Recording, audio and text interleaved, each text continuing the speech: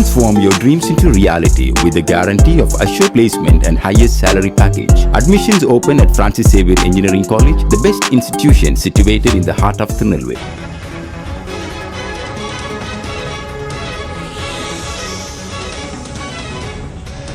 நெல்லை காங்கிரஸ் நிர்வாகி ஜெயக்குமார் மரண வழக்கில் சிபிசிஐடி 30க்கும் மேற்பட்டோருக்கு சம்மன் அனுப்பியுள்ளது. அண்மை செய்தியாக பார்த்துக் கொண்டிருக்கிறோம்.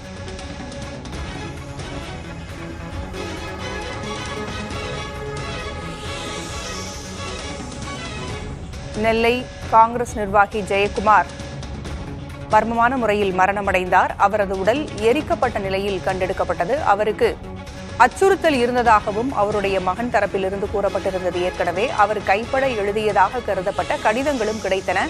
அது அவர் எழுதிய கடிதங்கள் தானா என்கின்ற விசாரணையும் நடைபெற்று வருகிறது. இந்நிலையில் 30க்கும் மேற்பட்டோருக்கு சிபிசிஐடி சம்மன் அனுப்பியிருக்கிறது. விவரங்களை வழங்க செய்தியாளர் மருதுபாண்டி இணைந்திருக்கிறார். மருதுபாண்டி, கூடுதல் விவரங்கள் என்ன? பூங்குழலி, திருநெல்வேலி மாவட்டத்தின் காங்கிரஸ் கட்சி கிழக்கு மாவட்ட தலைவராக இருந்த ஜெயக்குமார் கடந்த 4ஆம் தேதி எழுந்த நிலையில் சடலமாக கண்டெடுக்கப்பட்டார். அதனைத் தொடர்ந்து இந்த வழக்கு சிபிசிஐடி மாற்றம் செய்யப்பட்டு சிபிசிஐடி போலீசார் கடந்த 6 தினங்களாக விசாரணை என்பது மேற்கொண்டு வருகிறார்கள். முதற்கட்டமாக அவருடைய குடும்ப உறுப்பினர்களை, மனைவி, மகன்கள் மற்றும் மகளை நேரில் அழைத்து விசாரணை என்பதை மேற்கொண்டார்கள். தொடர்ந்து சம்பவ இடத்தில் சிபிசிஐடி எஸ்பி ஆகக்கூடிய முத்தரசி நேரில் சென்று விசாரணை நடத்தினார்கள்.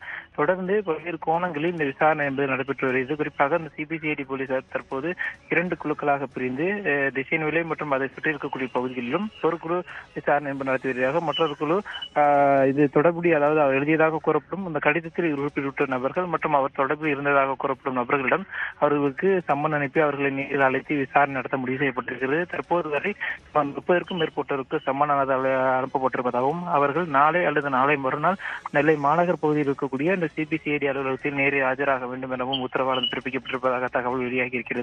மேலும் இந்த சிபிசிஐடி விசாரணை என்பது தற்போது முதற்கட்டம் கிட்டத்தட்ட ஒரு 6 நாட்களை கடந்து தீவிரமாக நடைபெற்று வருகிறது. மேலும் ஏற்கனவே போலீசின் அடிப்படையில் விசாரிக்கப்பட்ட அந்த தடயங்கள், ஆதாரங்கள் சேகரிக்கப்பட்டிருந்தது.